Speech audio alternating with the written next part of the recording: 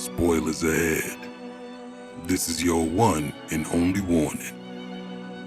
Leave now or forever hold your peace, because we're shooting blindly in these streets. And now, a Japan Time Podcast special presentation. All right, but I'm ready. Sweet deal. You Let us know. All right. So you can kick it off in 3, 2, 1. Oh, you want me to do it? Yes. Sorry. I was sitting. Okay. Hold on. What is going on, everybody? Rogers Base here, and welcome to a Japan Time special spoiler cast. McDonald, I thought you were the one leading it off since you're recording it. You're here. I guess I'm here, so why not? Hello, everyone. I'm Roger. Joining me, we have, of course, McDareth, who is recording the call. What's up, everyone? We've got Mike. Hey. Fresh off of his international world tour. Yes, Welcome the first back. time I'm back. That's right. I know. Yeah, first time we're hearing from you before even the next Japan Time episode. And then last but not least, the master of Corn Kid 64. We've got Coast. What's up, Coast? Yo, I wish Erwin was here to play Corn Kid 64, man. Yeah, well, may he rest in peace. May Aaron Yeager rest in peace. Now, unfortunately, Fidel was going to be joining us, but he's doing something tonight. And Zeph said he wasn't going to join us because he feels like he would just be making fun of the ending the entire time. Oh, fuck both of them.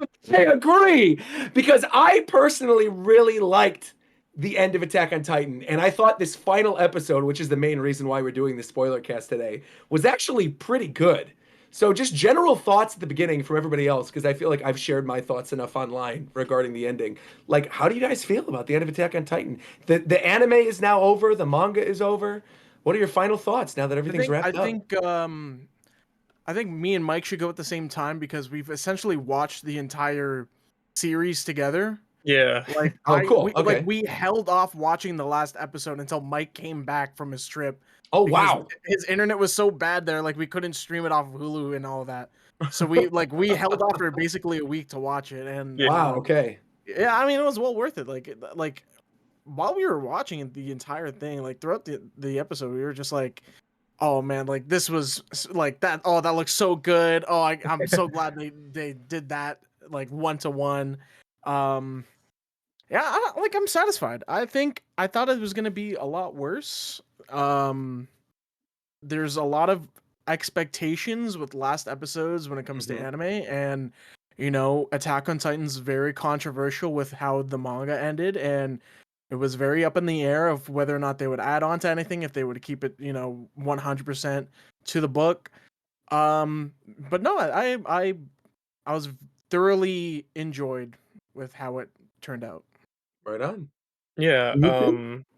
When it comes to the ending, like Ko said, I know it's like a very controversial ending. I had mixed thoughts on it. I kind of went back and forth after the manga ended, where I was like, one moment I'm like, wow, that was like a fucking Shakespearean masterpiece. And then the next moment I'm like, wow, that was really bad. I just kind of kept going back and forth on it because there was so many elements I really loved about it, but there was just like a couple of tiny things that were just dragged it down so much. But I'm happy to say that the anime ending kind of touched up and fixed a lot of the issues I had with the manga ending. So let's hear some specifics. I'm curious then, like what were some of the things you did not like in the manga that you liked in the anime? I loved everything up until 138. I thought everything was really well done. Sure. 139, my biggest issue was Armin's characterization during his conversation with Eren in the past. Armin's, really? Yeah. Okay. That's interesting. Why? I really, really disliked his kind of submissive nature to Eren's request.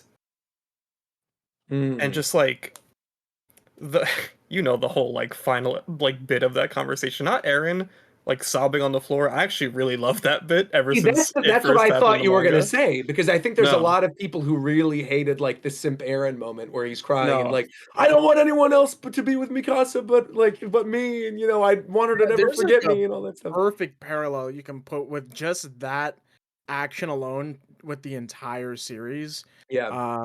Like it's very nuanced, but It's yeah, like, I think that's no. just the character. Yeah, I thought that moment was perfect because it showed that it's still Eren. 'Cause Yeah, I felt for like sure. up he's until this literally point, been like that this whole series. he like up to like the whole. I feel like a lot of people that didn't like how the last part was going, because it felt like it's a complete 180. It's like, what's going on with this character who's now suddenly different? I But mean- that moment showed that no, it's To- still him. He to just be chose to do fair, this.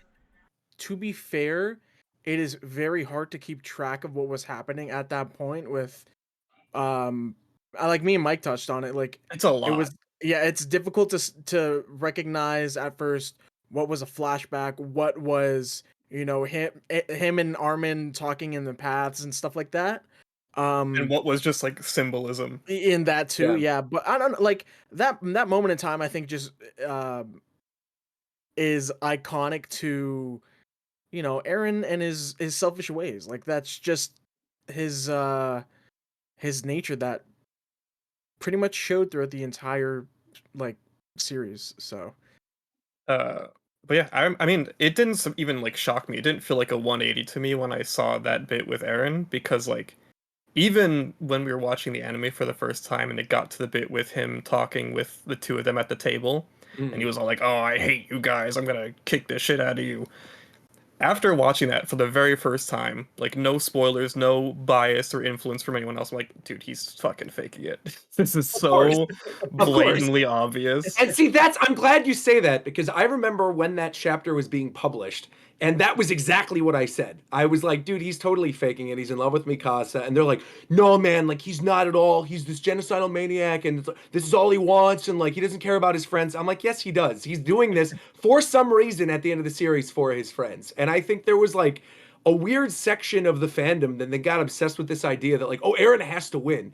And I'm like, bro, if you've been reading Attack on Titan at all, you know this is not a, you know, a pro-war type of series at all. This is very much like war is cyclical, the violence is cyclical. You need to try to find a way to stop the violence, and even at the end of the day, the cycle probably still won't end because there's still going to be hatred out there, which is, I think, like, I'm very, very happy that they added those extra pages that were in the volume release to the anime, because I thought that extra little added bit where you see like Historia essentially become Hitler, and you see like the other people of Eldia, you know, still being Jaegerists, and Mikasa still sitting by the tree, and you see that over time, yeah, for a little bit, Paradise Island is okay, but then what happens? Like the skyscrapers build up, they go to war, everything gets obliterated. You know, time and time again, war does not change so long as hatred exists. And I think the whole setup to that in the episode I thought was great. Like I think one moment in particular that I really felt in the manga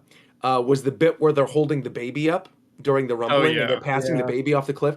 I thought that stuff was so well done in the anime. man, I Whether wish I their didn't get use of spoiled on color. that scene, man. Oh, it was. Well, you got spoiled on that scene. Yeah, I saw the 2-page spread when there was when it was just the manga, and it Oh, was yeah. the 2-page spread of the cliff, and I was like, oh man, I wonder what that is. Oh wait, that's Attack on Titan. Oh my god, no. Yeah. But yeah, what you're saying, Roger, like that's really why I didn't like Armin's characterization in 139, because it was like, it was just so weird how he's like, oh yeah, don't worry about Eren, bro. We'll be like the Tybers. Thank you for becoming a genocidal maniac for us. It's like, That line is also What? crazy too. I'm just like for a second, I'm like, wait, Yeah. was this pro-war? No. It's like- No. Wait, It's he just- says it's- that in the manga? He 'Cause that's- literally says like, thank you for becoming It's like a mass that. murderer for our For our sake. sake. Yeah, that's Oh, literally the line. Yeah, that's very weird. Because then in the anime, obviously, like I like the bit where they're basically like, "Look, I guess I'll see you in hell, man." Like we've killed people, and they like, completely and rewrote it was. that entire. I agree, Yeah, I and think I that's think so that much bit was really conversation, good. too. Yeah. Because What were you that saying? fits. I would say I feel like that's really like way better. Because like that fits Armin so well. Because he feels like, yeah, sure, Eren is determined to do all this, but Armin realizes that he's the reason Eren is on this path. So he's like, I will share this burden with you. Yeah. As your friend. Yeah. And also, sorry, go ahead. No. I was just gonna say real quick, like the moment where they all get their memories back too, I thought was like much clearer in the anime version than the manga version too. But, Definitely. like from that moment where then you realize where they show like the clip of Armin when he kind of zones out in the boat talking to Annie, and they're like, what are we even doing here? Like having this little like flirty conversation when the world's about to end. And you get that flashback of like, oh, that is when that conversation happened. It was like because obviously paths, he can talk to people at different points in time. And so I thought it was really cool that like they clarify that that was the moment in which Armin had that conversation with Eren leading into the final war, and that all of them had these conversations, but then their memories were wiped until the moment that he died was just, I thought, handled very, very well in the anime. Yeah, much better. What I was gonna mention is that I also I looked it up, like what the differences were between that final conversation, because like I think for the most part everything was pretty 1-to-1. Yeah. But as I was watching, I even mentioned to Coast like this, it feels different. And so like I went back to look at the changes, and another change I really love is that they saved the reveal for the 80% eradication to like lead into the tail end of the conversation. Yeah. Because in the manga, he just says it right at the start, and they just kind of like forget about it for the rest of the conversation. Yeah, 80% of the world's population is dead anyway. Moving on. Yeah. Right. Anyway, about Ymir and time travel. Yeah. And that's kind of where I'm still have a hang up with this ending, is a lot of the Titan lore stuff. It's just it's tough for me to get my head around. So while you're there, though, if I also may, on the topic of the Ymir stuff, is I feel like the anime also did a better job, I think, of clarifying why Ymir sort of connected with Eren. You know, where you get that moment where Zeke is like, he said something and somehow she understood him. You know, and they have that moment before the rumbling actually begins, before Zeke, sacrifices himself. And I think the anime made it like pretty clear, even though obviously I was one of the people who did not like the kind of like Stockholm syndrome reveal thing that like she actually was in love with Fritz the whole time. But I thought that how they did it in the anime was also better, because you have to imagine like Amir's been through this for even longer than everybody else that's been in the series. Obviously Pads is like happening at the same time, but like she's been in this first. And so she's experienced a lot and has seen everybody's point of view and has seen like all their different ways in which they either want to stop things or continue on the hatred. And when you get that moment where she's the one watching Mikasa kiss Eren after she kills Eren, I think you also have to realize that she has already seen that moment happen from the moment she sides with Eren.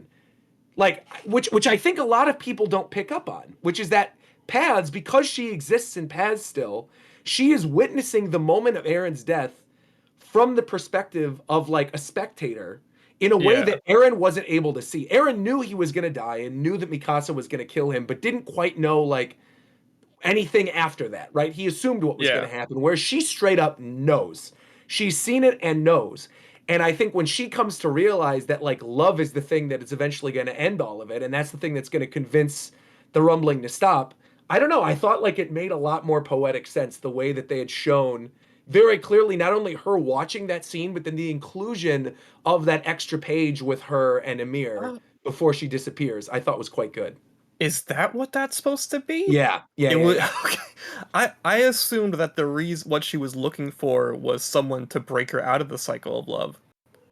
I thought it's like supplementary. Right. It's like she wants someone to break the cycle, but at the same time, like love was the thing that was propelling her forward for so long. And so to see that be the thing that eventually stops it, I think, I don't know, it was just like a nice little poetic moment for me. Actually, just one of the things I always tend to do when I finish, an entire series, I always go on YouTube or just online in general and look up some theories just Of course.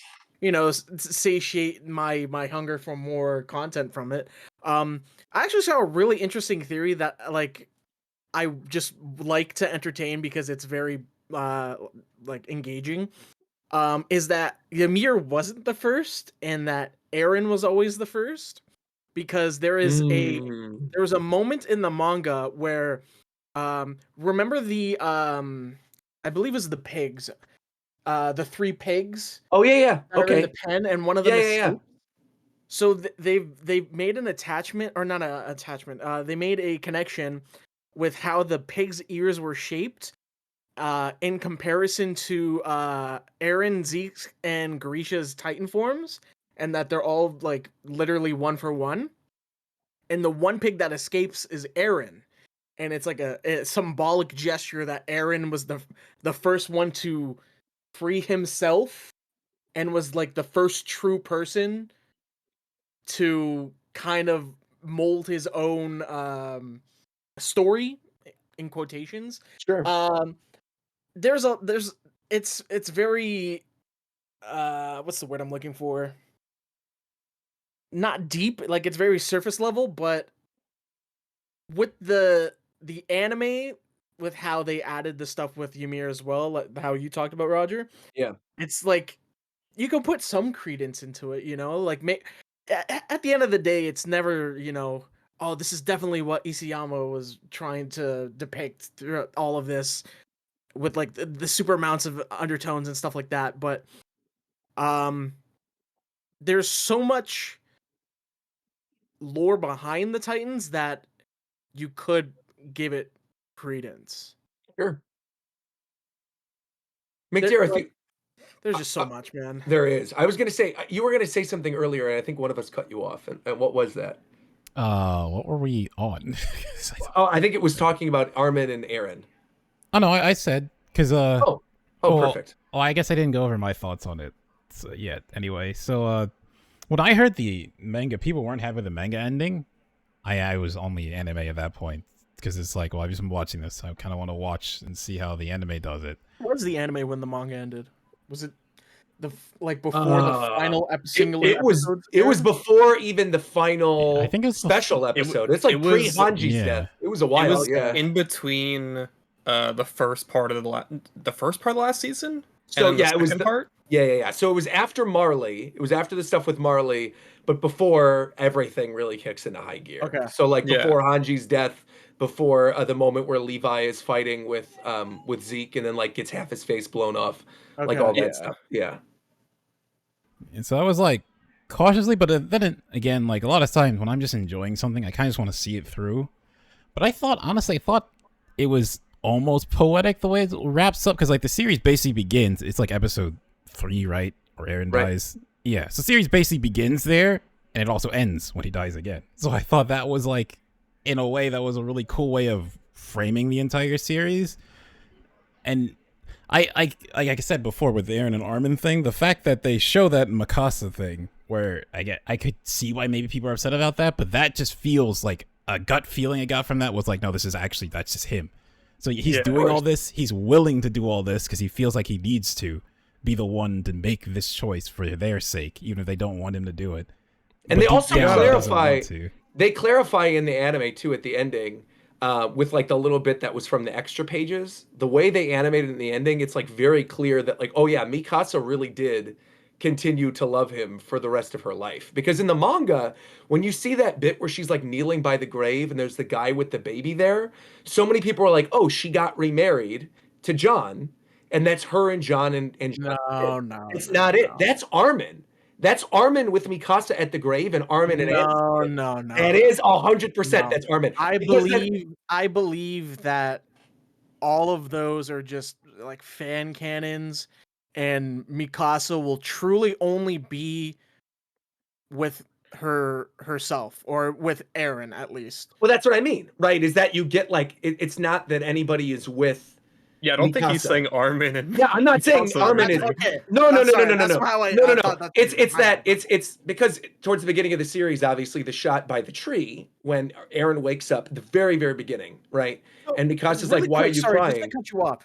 With the tree, was the tree at the end of the final episode the same tree from the beginning? Yes. Because I swear to God, the tree was inside the walls. Was it not? Because the tree has grown. Yeah, the walls are gone and the tree has grown over like millennia, or literally 2,000 years. Because the first episode is called "To You 2,000 Years From Now." Like the very, very, very first episode that was published back in like whenever that was, 2013, 2012, was titled "To You 2,000 Years From Now" and opens with Mikasa looking at Eren crying with the scarf around his face, And she's like, why are you crying? He's like, I don't know. I don't remember. And then they go off and do their thing. But we now know from the end of the series, like, he's crying because he sees everything. He knows what's about to happen. He knows his mother's going to die. He knows all this stuff. He's seen everything. He doesn't quite understand what it means. It feels almost like a bad dream, but he's seen it.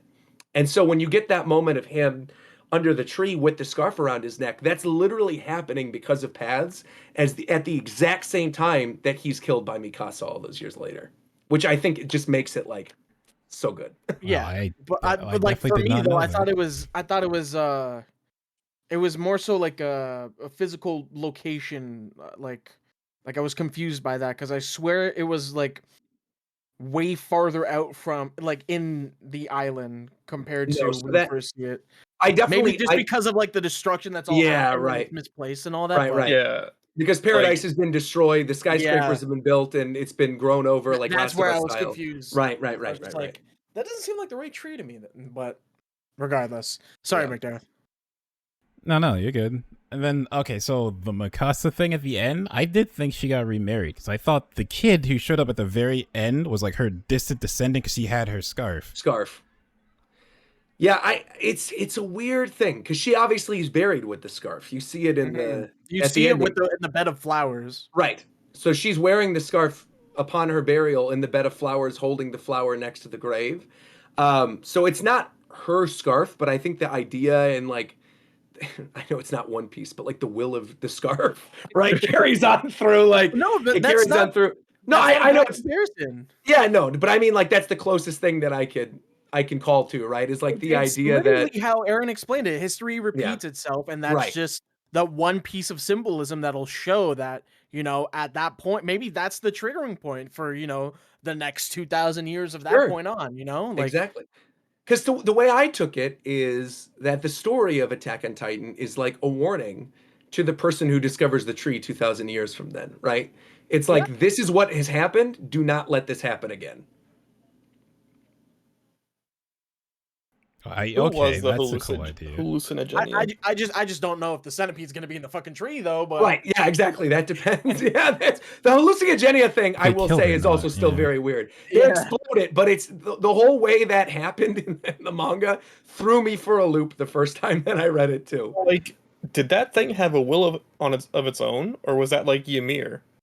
It's kind of meant to, from the way I took it, it's meant to sort of be like the beginning of everything, right? Like the birth of life on Earth. And so is it just acting out of instinct? Yeah, right. Like it's just trying to survive, and surviving means Tatakai, needing a host. Attack, right. Devote your heart. Yeah. That's kind of what like Zeke was talking about, right? Yeah. Yeah. That's like, man, one of the things with Zeke and Levi in that last episode really irked me, man. Oh, wait, what? Like, I really don't think Levi killing Zeke really meant anything at that point, because there was no reason he needed to kill Zeke. Zeke couldn't control anything at that point. No, like literally the rumbling stops after he kills him. He stops after it kills him, yeah. But Aaron still technically had control over him. But the actual the point is they needed the royal blood. Exactly. Which is why the whole line where it's like, we can't let them touch or else the rumbling to start again. Like, how? What are you talking about?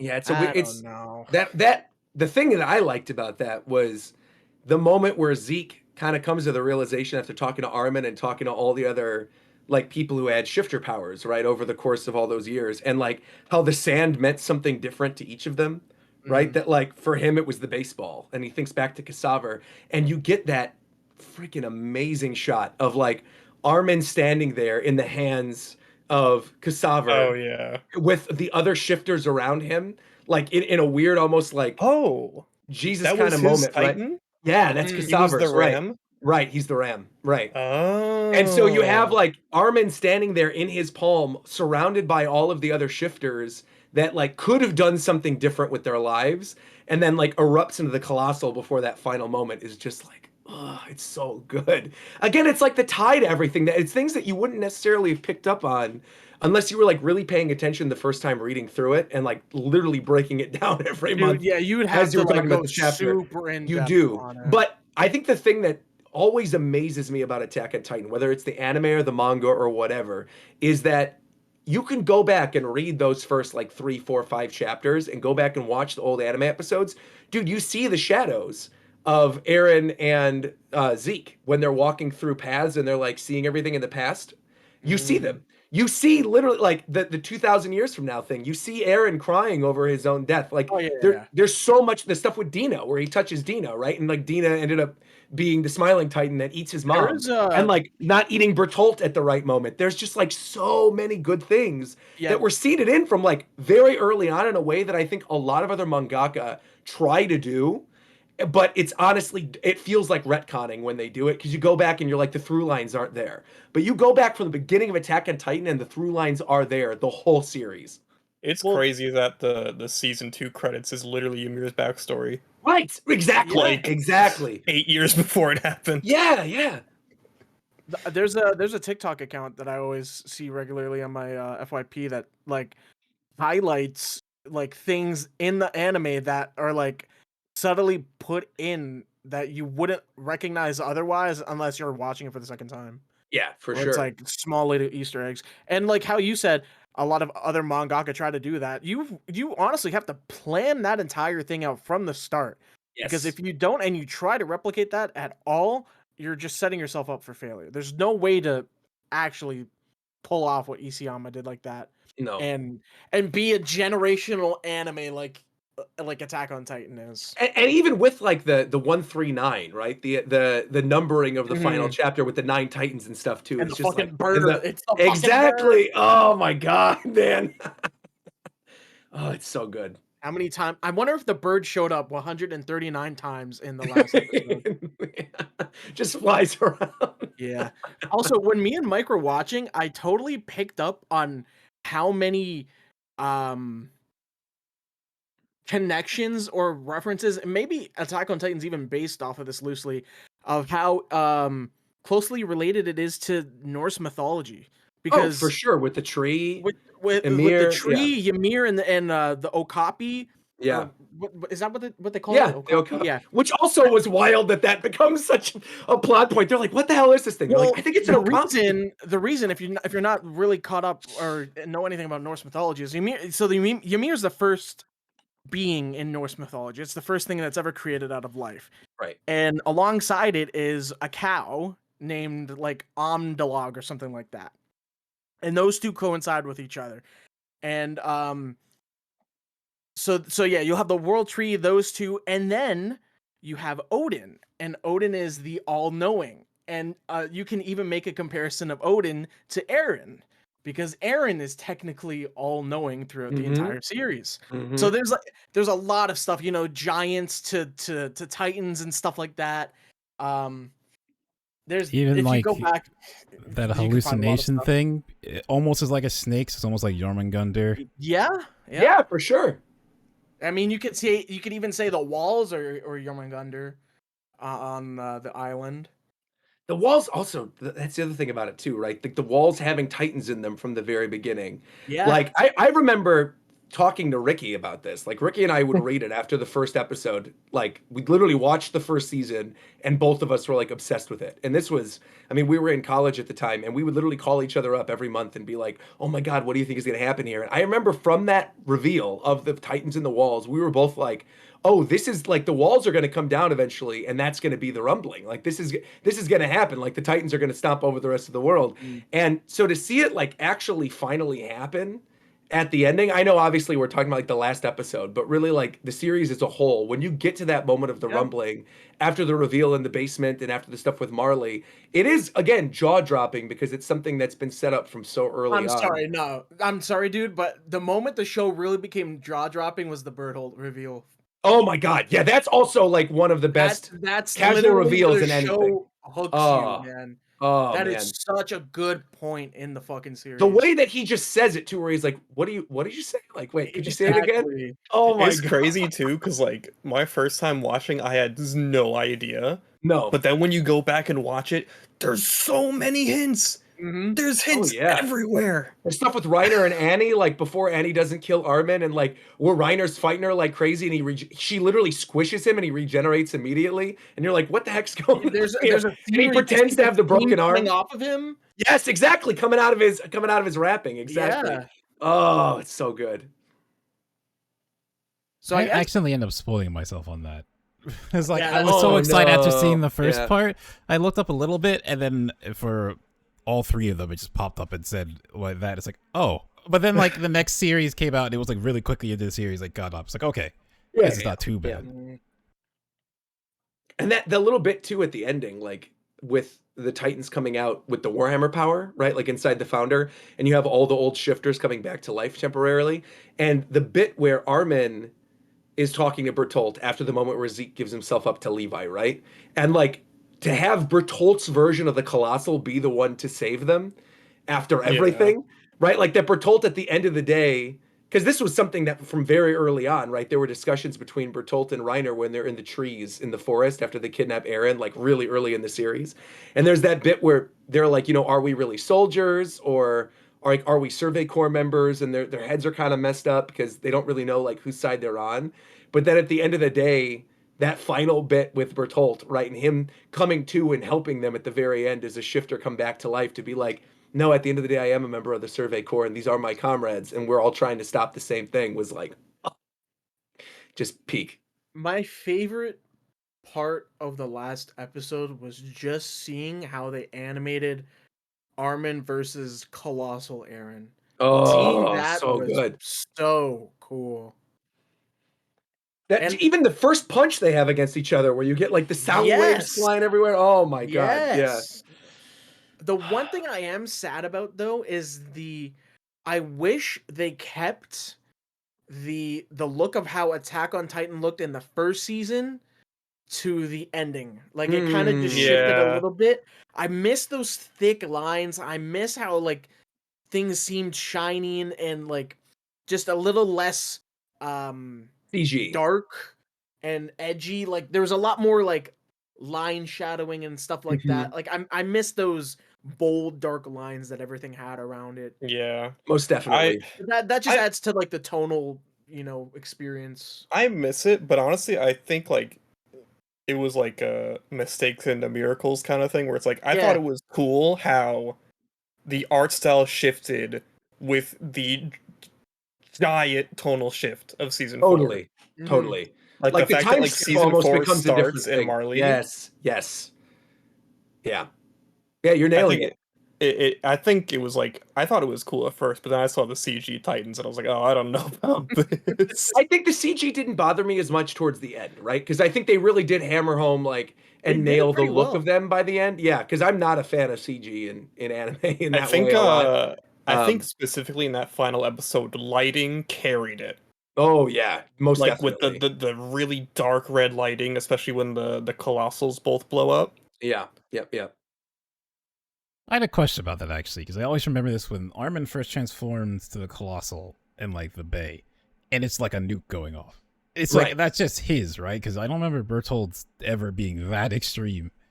Bertolt's was, I mean, pretty extreme. I think the difference was that when Bertolt used his Colossal, the way that he fought was mostly like using its mass to his advantage, right? So like where you get that moment where he jumps off of the wall, I guess that's like end of season 2 towards season 3, but like that bit where the Colossal literally is like dropping from the sky and he's like nose diving on the top of him.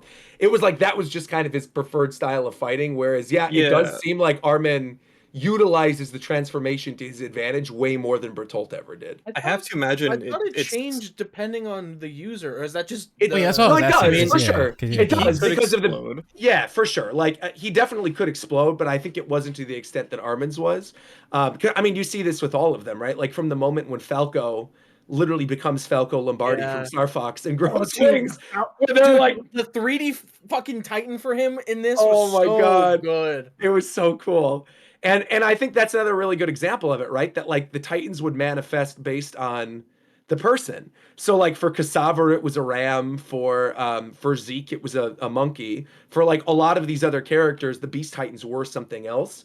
But you could even see in that moment where the other shifters are coming out of Eren and they're fighting with like the main cast, you can tell like, oh, that was a previous Jaw user or that was a previous Warhammer, but they all look very different. And the one that I thought was super duper sick is there's one of the Warhammers, and it's like a blink and you miss it kind of like Easter egg thing. But remember in Marley, there's like the whole thing about Helios. Do you remember this? Like the great hero that had like the statues and everything? Yeah, with the And they had the mythology. Right, exactly. That one of the Warhammers that comes out of the back of Eren is like 1-to-1 looks like that statue of Helios. Meaning that like that lore came probably from someone's Warhammer Titan at some point in history, which is really cool. Oh yeah, because that the Warhammer was passed down throughout his family, right? And it was in Marley, exactly. Yeah. Right. That's really cool. Well, But I think they did a fantastic job with the animation this time around. Oh yeah. I thought the Like- music was also excellent. I Like, love all the times like colors. when the motif to the original theme, once the tides start turning, I thought was so well done. I will say Mhm. this. I will take this to the grave with me. Attack on Titan is defined by its music. 100% agree. If Yes. Attack on Titan did not have Sawano or Yamamoto, that shit would be so different. That would not hit the way it does hit. Because the motifs carry that shit throughout the entire season. And it's not even just one motif. There are multiple motifs in that fucking show that like carry on throughout the entire series. And like I unironically, like I listen to the soundtrack for that shit like weekly because it fucking bangs, man.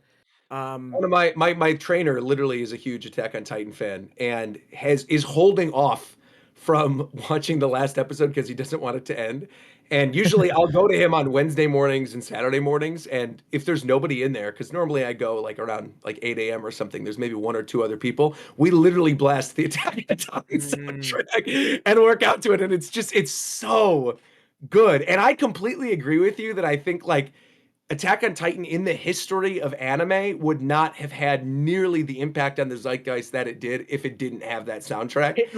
Can you compare anything to it? Like, No. it really like, is no like meme. Like one of the can you best. Think of it, like the only thing I can think of maybe is either like Death Note and it's like A little bit, sure. handful of stuff, or maybe like Bruce Falconer's Dragon Ball Z stuff. I think the one thing, and that's funny because I didn't watch it, but my brother watched it. But I know the sound effects. I knew when he was watching it, the little Bleach like little theme that plays. Oh, yeah, like the like synth or whatever. So like I know that because I know. Oh, I know that's Bleach. Even though I didn't watch it. I think it's like it starts with an S.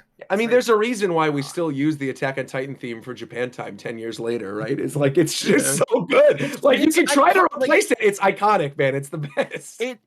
It exemplifies the what's the word I'm looking for? Like the grandioseness of the battles with the Titans. Like you see Big Girl, like that shit is fucking peak, man. And the first song that plays when the first fight on the spine happens, I don't think that's like officially released or anything, but I think that's like the best song that's in the final episode. The bit when the rumbling, I think it's when the rumbling starts again, right? And you hear the like right as Armin transforms and Mikasa's like flying into the broken teeth to go kill Eren, and it excels, and it's like the dun da da da da da da da da da, and it's playing overlapped with like the theme of Marley, like mixed in there as Connie and John are turning into Titans, is so sick. When you have that moment of you're like, because I remember too at the time reading the manga being like, oh shit, like we're right here at the ending and John and Connie actually die. Gabby doesn't make it, like the three of them die right here. And hearing that music overlap with it, I was just like, such a good moment where the two of them were like, I wonder what our Titans are gonna look like. I have to say too, I think we decided to end these two like movies. Also, I'm very happy they put them out and just didn't put them in theaters. Like they were actually streamable. Very happy about that. But like the fact that Hanji died at the end of the last one set up this one that you were afraid for everyone. You did not know what would happen. Yeah. Like, bro, I remember reading the manga and getting to like 138, and I felt like actually overwhelmed.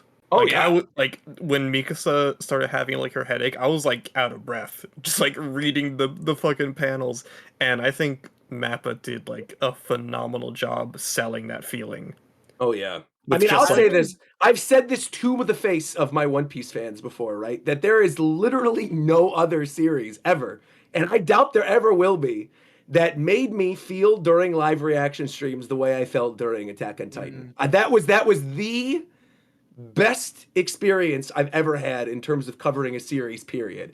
Because I think the fandom gets a lot of flack because there's a lot of subsection of it that are kind of messed up.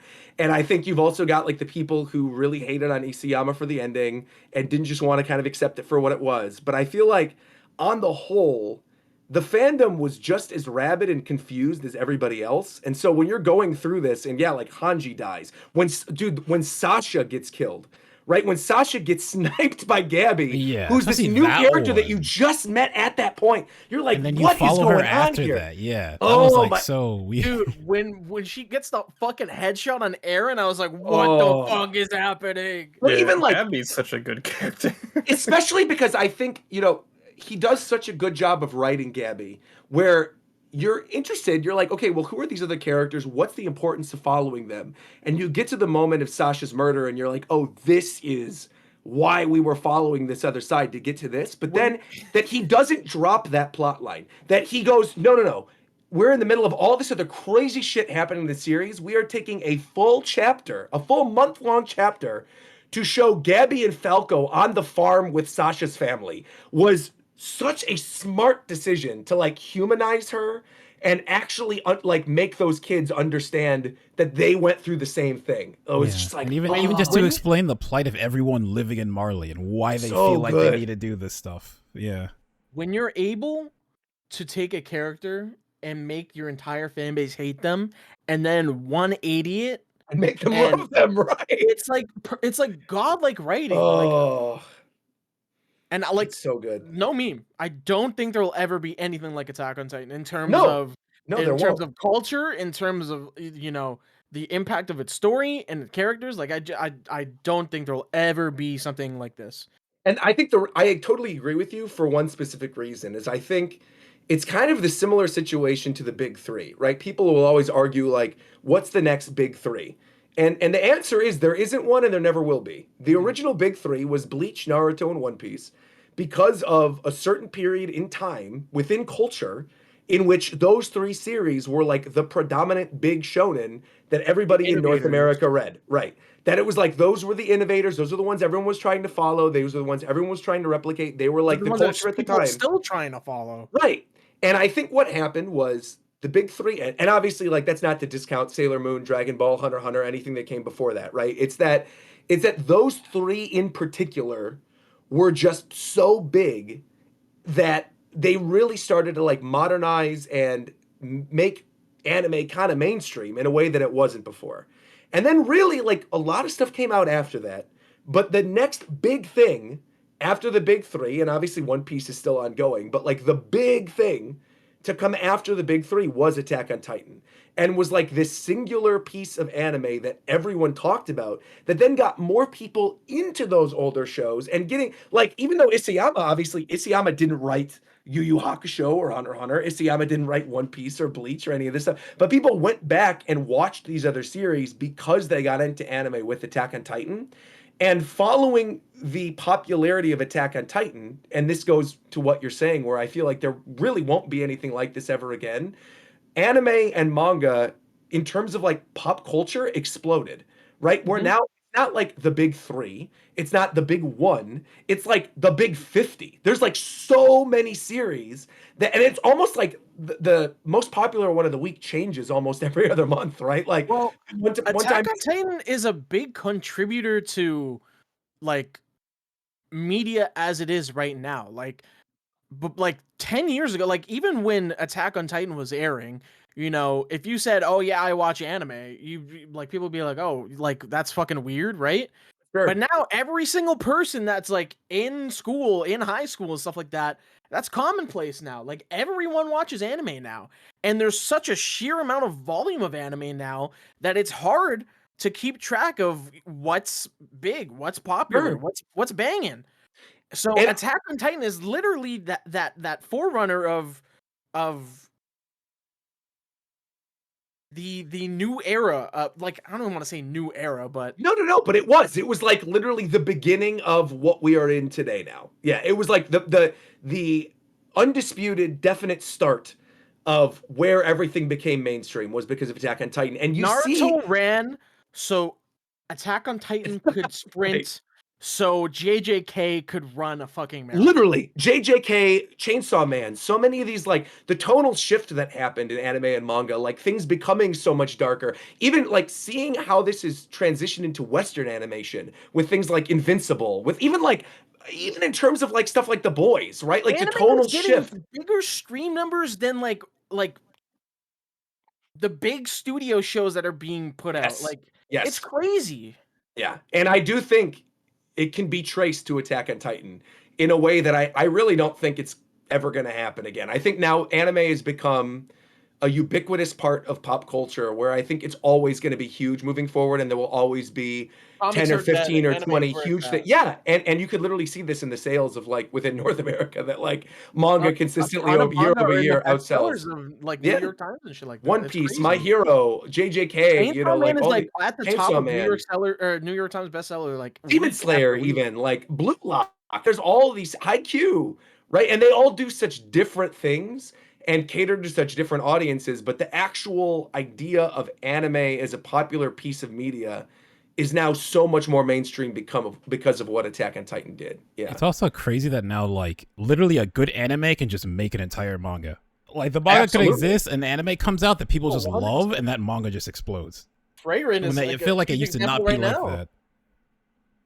What were you saying, Ghost? I said Freyrin is a big example of that right now. Oh, most definitely. And you know, I think McDareth brings up a good point too with, like, the idea of the anime getting the people into manga, right? Is I think you saw that before for sure. Like, people would watch the anime of Naruto and then want to read it, or One Piece or whatever.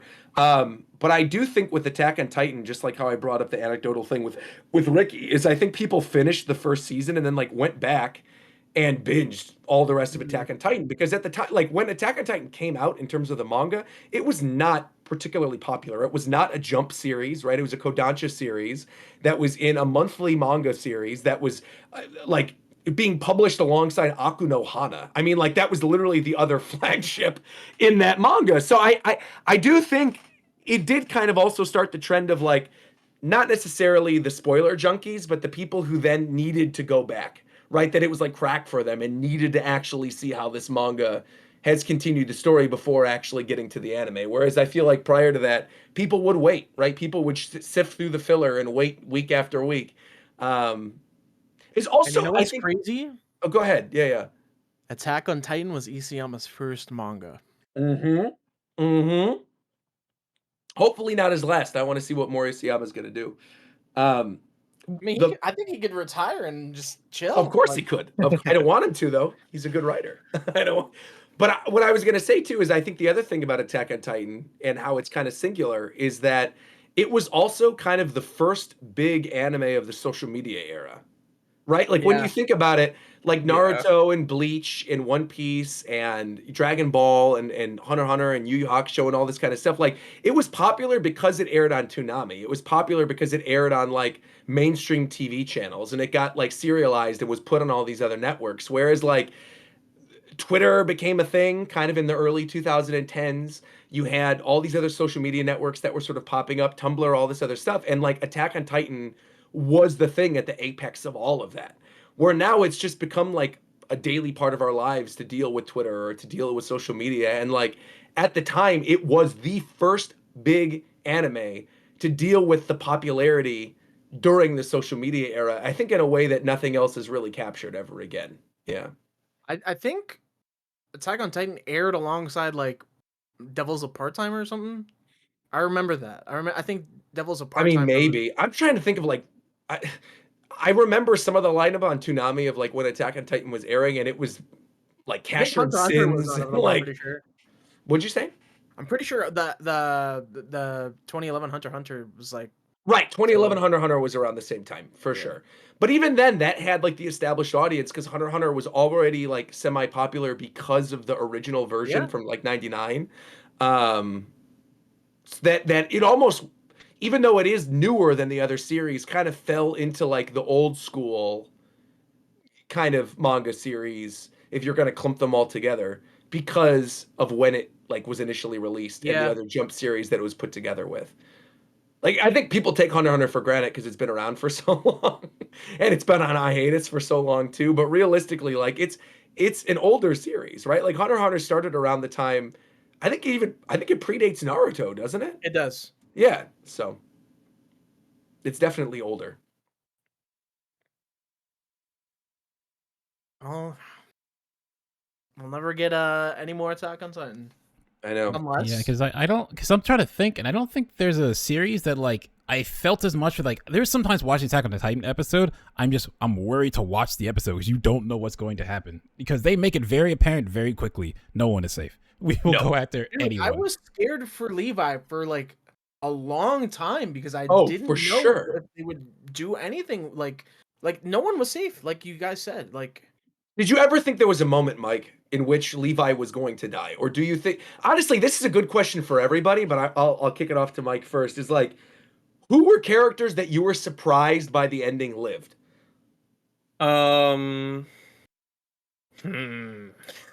I'm gonna be honest. I didn't really after a certain point. I felt like none of like the major characters were going to die. Like I feel like probably around like the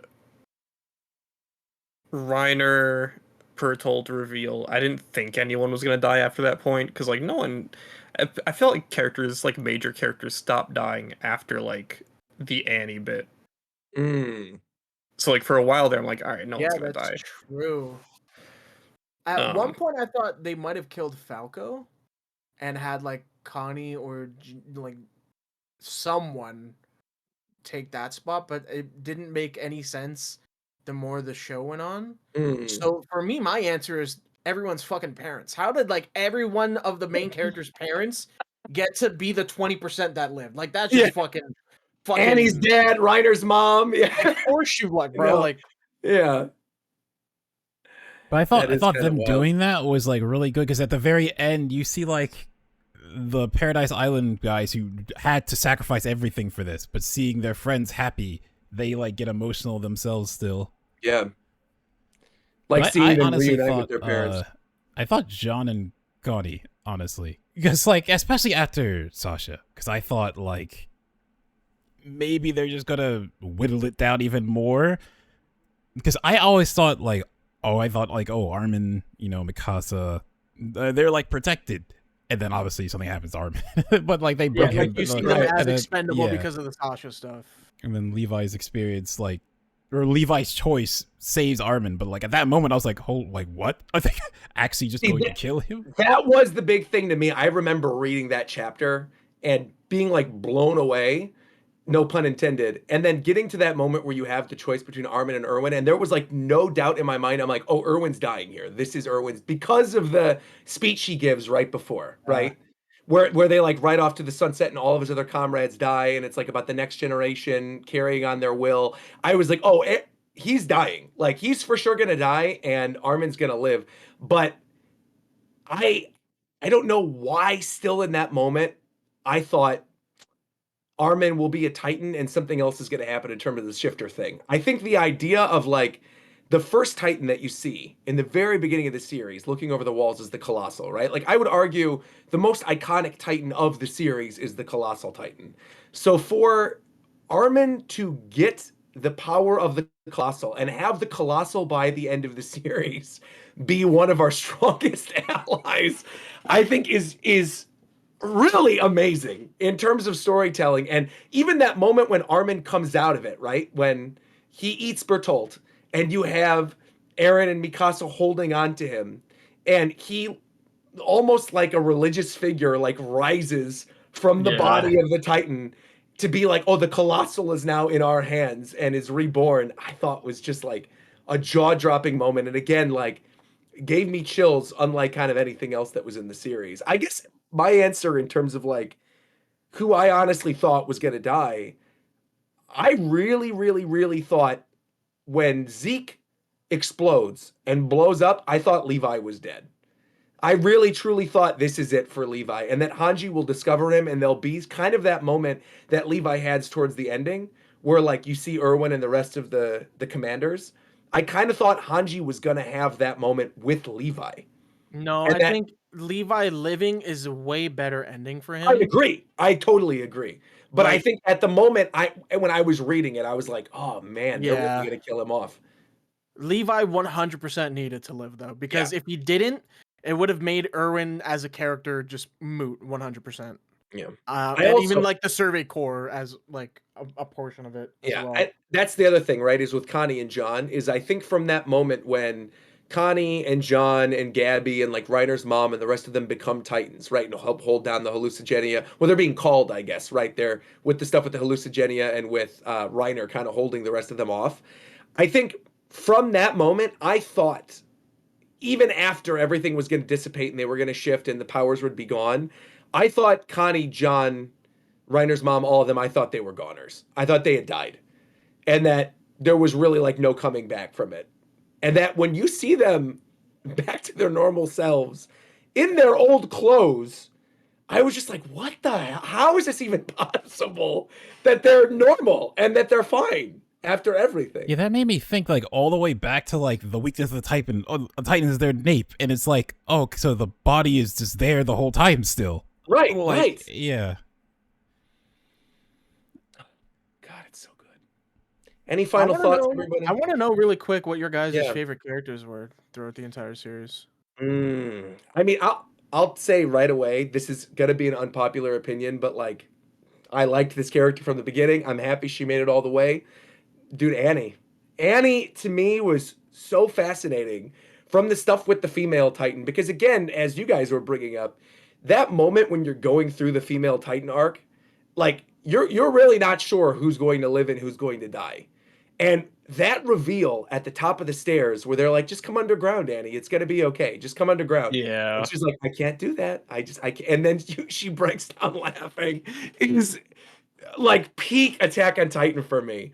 And then even the scream towards the ending before she solidifies and like goes in the cocoon for the rest of the series until the ending, I thought was just like so good. And that moment on the boat with her and Armin and the reveal of like, yeah, straight up, like the reason I didn't kill you is because I kind of had a crush on you, but like, shut up. You know what I mean? Like we're too far in the series now for this to mean anything.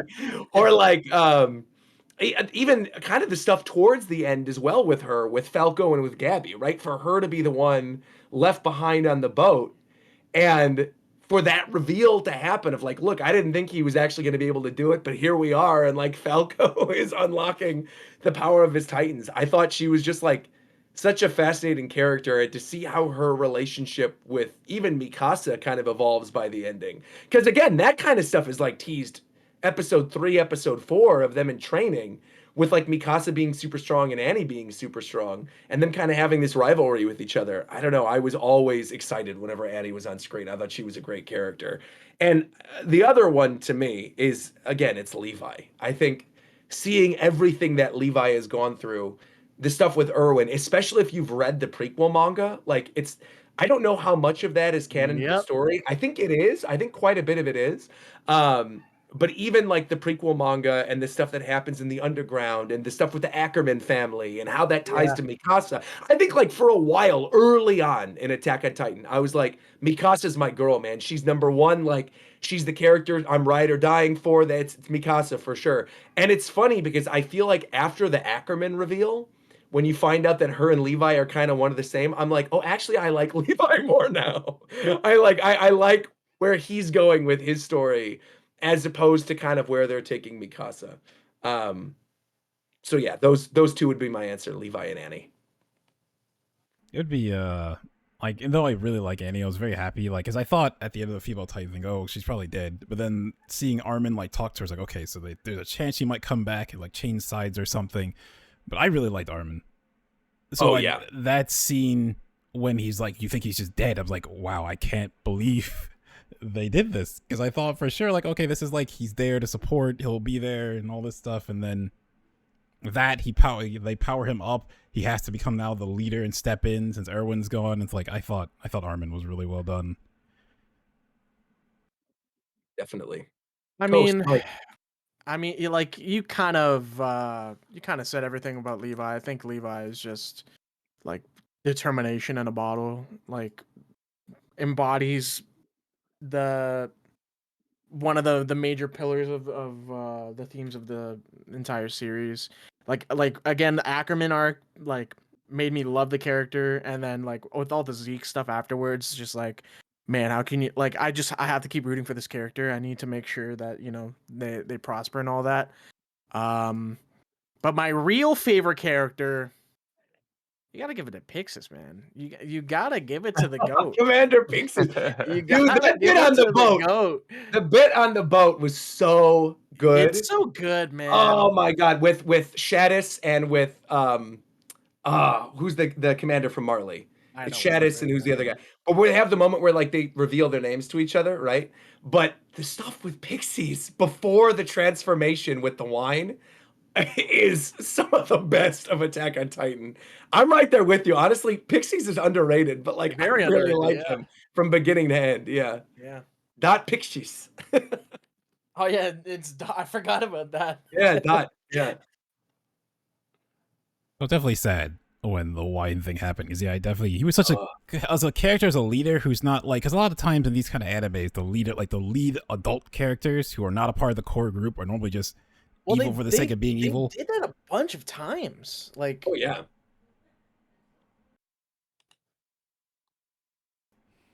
Yeah, definitely. I really liked it. Yeah, I've been thinking about this as you guys were talking. I thought you were gonna say Armin. Oh no, absolutely not. Whoa, absolutely.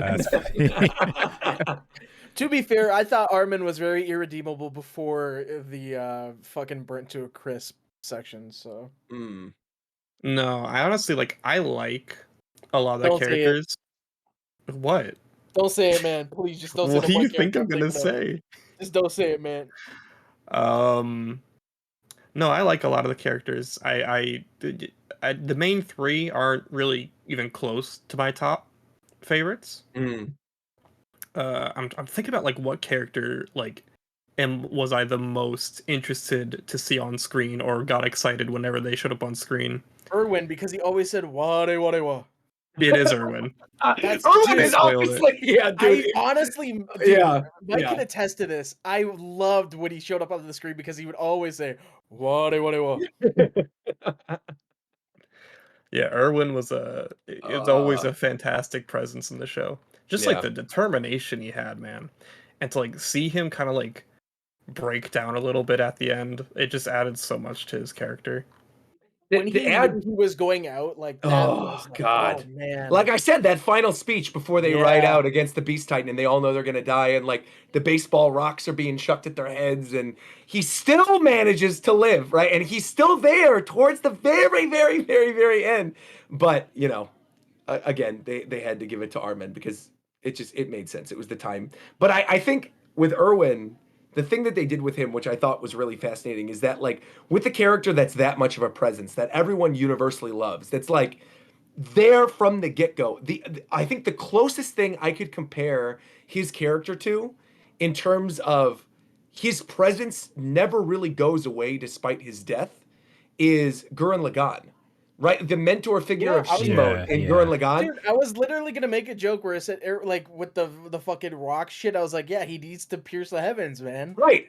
And it kind of feels like that, right? Where you have that second half of the series. I'm not a massive fan of Gurren Lagann. I tried it. Damn it. I tried. I know, I tried. But I'm not a huge fan of it, but I do think a lot of the themes that are present in that series are absolutely they shine in Attack on Titan.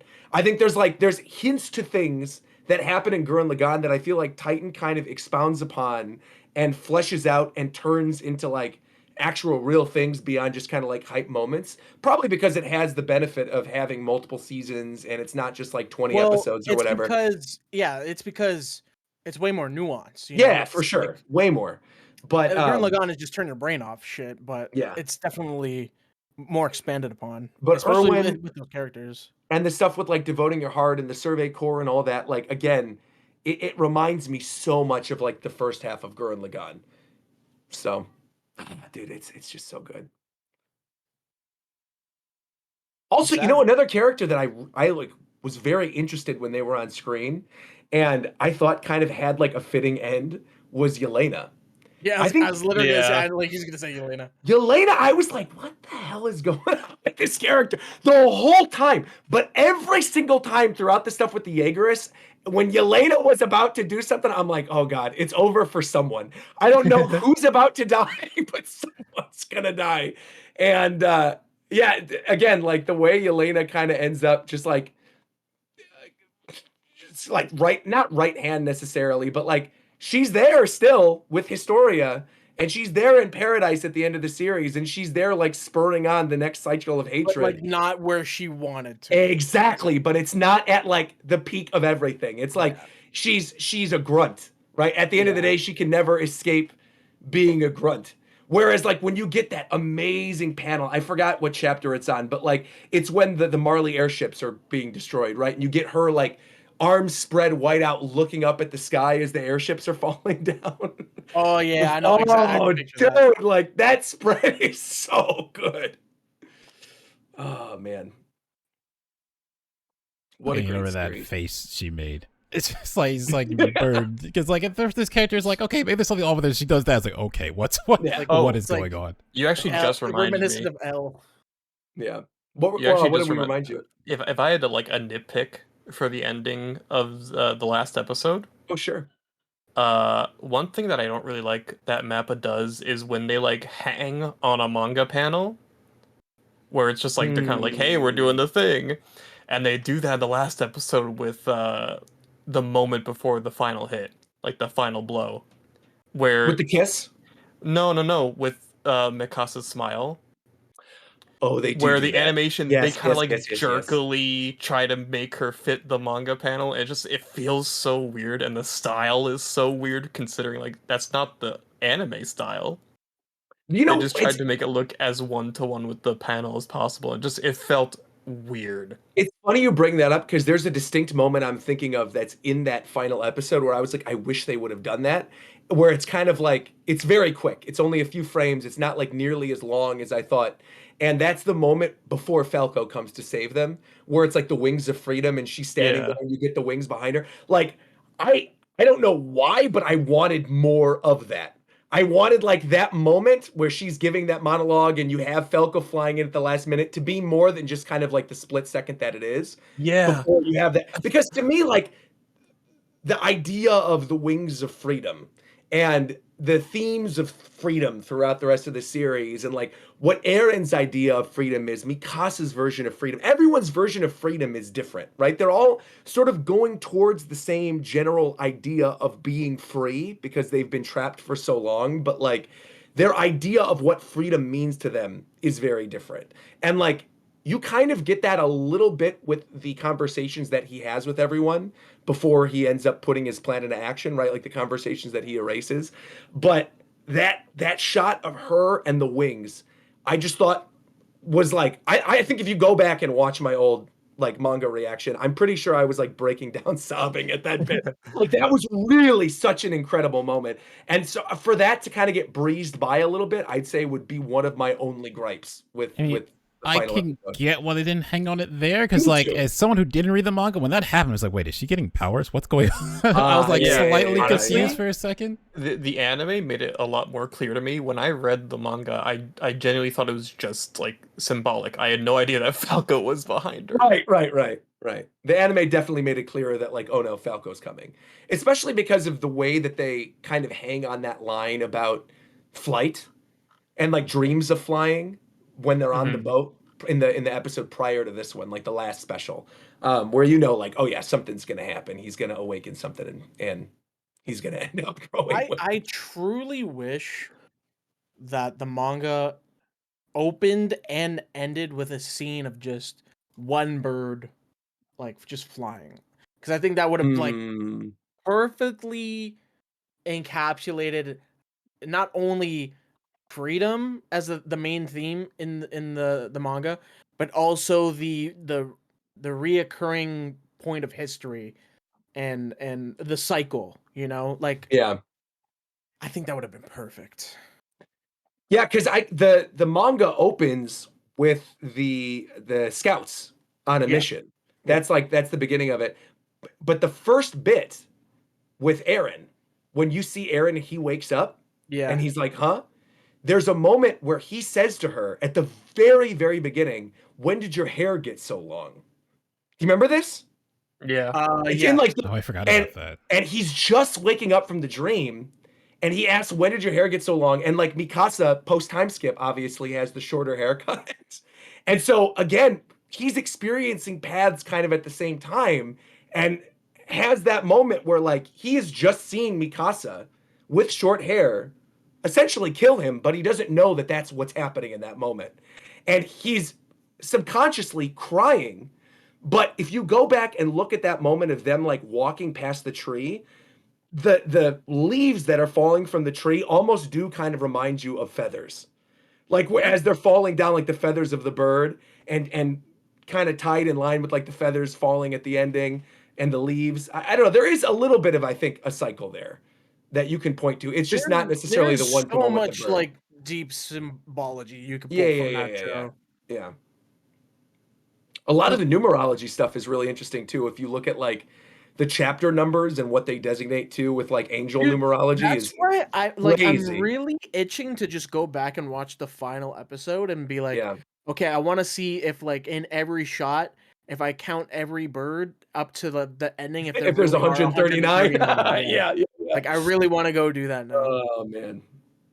What were you gonna say? I'm sorry. Oh, I was thinking like another thing that I thought the series did so well is like the flip with his dad, because the whole time it's like, okay, what happened to his dad? Then you get you learn more. It's like, oh, his dad was like, you learn Zeke's backstory. His dad was just evil this whole time, and then you get to the point where they're in paths, and it's Aaron like forcing him, and then he's like apologizing to Zeke. It's like, oh, but Aaron said this was the best thing to happen, but he won't let me see what comes next. It's like, wow, that's like such a crazy twist to how all this that's set up. Dude, they teased the basement for so long. Oh yeah. So long. So you really were like in conspiracy mode with like, what's in the basement? What could be in the basement? Well, you also like if you go back and read that first chapter, Grisha walks out the door, says like it doesn't matter what anybody says. There's no holding back. Like Aaron being inquisitive. Like when I come back, I'll show you what's in the basement. But he says that after opening the door and seeing Aaron and Zeke, because again, that's happening at the same time, and so he knows. Oh fuck! Like I have to do something. Like this I can't hide this from him anymore, right? And so when he says that, he opens the door, and you get the moment of him leaving, and like there's not anybody outside as he's waving goodbye. It's just like him standing outside the door. It's because again, by that point, they're not there anymore. Like he has the flash as he's looking out the door, says, I'm going to show you. Aaron's like, really? And then it continues on. And he walks off and he does his thing, which ultimately, again, leads to his death with Aaron eating him and then becoming the next Titan. Yeah, it's so good. And there is also, to bring it back again, not to like slob on Isayama's knob too much, but like there is a very clear thing in terms of the bird and the idea of the birds, because right after that moment with Grisha, where he talks about the basement in the manga, and his mom is like, I'm not going to let you join the Survey Corps, all this kind of stuff. What does Aaron say to his mom? Do you remember? No, I don't too remember. long ago for me. Yeah, so Aaron, the thing he says to his mom after she says, there's nothing as foolish as joining the Survey Corps, he literally says, the way I see it, people who are satisfied living here are like caged birds, and they're the true fools. That's literally what he says. He said the people living here that are satisfied with living here are nothing but caged birds. And so that idea of like the birds flying free at the ending, that they're no longer caged by the walls of paradise, again, is like set up from the very, very beginning. This is what I'll pose to you guys just because of how the series wrapped. with the tree at the end and the kid. Do you think that will, from that point, will be the spawn of Isayama's next work? Or will he completely just go, I'm done with Titans, just gonna go on to the next thing. New mech idea, it's gonna be bird mechs instead of flesh mechs. I don't know what he could do necessarily with the way it wrapped up. There's honestly, it's so open-ended, he could do anything. I'm kind of with Mike though. I feel like I don't think it's like it's post-apocalyptic. I feel like it's not like what he could do. I think he shouldn't do anything with it. See, okay, I'm kind of in agreement with you though. I think Isayama shouldn't, but the problem is Attack on Titan is a very, very successful franchise. And much like, how One Piece is going to end one day and Attack on Titan just ended, like I thoroughly believe well after Oda's gone, there will be some sequel One Piece thing. I thoroughly believe at some point there will be some type of follow-up Attack on Titan thing because the franchise this big doesn't disappear forever. I mean, like history's shown that already with Boruto and Thousand. I was about to say, like, right. I think the ending was like the difference with Boruto though. The difference with Boruto though is Boruto started as that, right? But now Kishimoto is like back into it. Yeah, he came back because they were going to ruin it. Yeah, he came back. And so he's like, I have to. Samurai 7 sucked ass, and he needed some work, man. And he needed something, but it was also like it was also clear. They were definitely butchering Naruto with Boruto. Well, yeah, yeah, and I think it's evident from people who, if you're like watching the anime, because they wanted it to be super popular, they know the anime is the best way to do it. Like the anime for Boruto, do not ever do that to yourself ever. Like don't ever watch the anime. It's not worth it other than like select fights because like there's so much filler. Man. I was 100 episodes in, 100, and I was still getting hit with filler, and it's like I'm done. I just wrote off Boruto. Because by the time you're at episode like 100 or whatever of Boruto, it's like chapter 13 of Boruto the manga. I actually think it's like 80% filler. It is. It is. Because I just recently did a read through of Boruto, like the manga beginning to end, the first part. And it's actually pretty good. I heard where it's at right now. It's really good. And where it is in the time skip, like, and where it took the story, I'm like, oh, this is great. But again, it took the original author coming back and being like, all right, look, I know the series front to back. I know these characters. Let me do something with this that expands upon it in a way that's not just fan service. It took that. And I don't know, much to like what Mike was saying, if Isayama will ever do that, especially after what he went through in terms of like death threats in the fandom towards the ending, where he might just be like, I'm done with it, man. I'm cashing in my paycheck. Like you do what you want with it. And on one hand, I do not blame him. On the other hand, I think it would be a damn shame if the series continues on in any capacity without him. The way I view it is I'm satisfied with how it ended and what we were given and what he provided, but I would not be upset if there was some more. I mean, Sure. But you want him to be part of it. No. Right. I don't want anything at all. But if they were going to, but if they were going to do more, you would prefer Isayama be involved. Yeah, if there was a chance that there is something, I think you have to have him involved. Yeah. Because you don't have any of that sophistication of Attack on Titan without Isayama. Like, that's the brain behind it. I think one thing I liked like the parts that you're pointing out because I didn't really recognize it. Because I mean, I didn't go back, but I like for like Naruto's like I've been following Naruto for so long, and I watched it and read it. So when it got to the end of Naruto and like all these little plot like lines all came back together and around, I thought it was like the coolest way to end that. Baruto got me on this tangent because I really don't like Baruto. But like seeing that Attack on Titan, like he was just playing this the whole way through is like really cool. So yeah, I feel like without him, like how do you really keep this going? Because like I like that the ending is very open-ended to the point where is it just like it's actually just going to repeat again? Will it be different this time? Like, and I like your point of like, oh, the whole story was actually just a warning that maybe the next person is seeing of like you had to avoid this. Like again, to you in 2,000 years, right? That's the title. I also think the this is such a minor thing, but you know how like the kid walks up to the tree with his dog? I'm like, some part of my brain is like, oh, because the dog's there, like everything's gonna be okay. Like he's not gonna kill the dog, so like things will be fine, and like hatred isn't gonna continue because he's got a dog. Spin off of Full Metal or some bullshit. I know. Also, while you guys were talking, I went back and I pulled up chapter 1. Like I looked in the volume of chapter 1. I misremembered. Do you know what the actual first line of the entire series is? Um. The first line of the entire series. Wait, I think I remember. I think I remember. Yeah. It's SASAGEYO. No, no.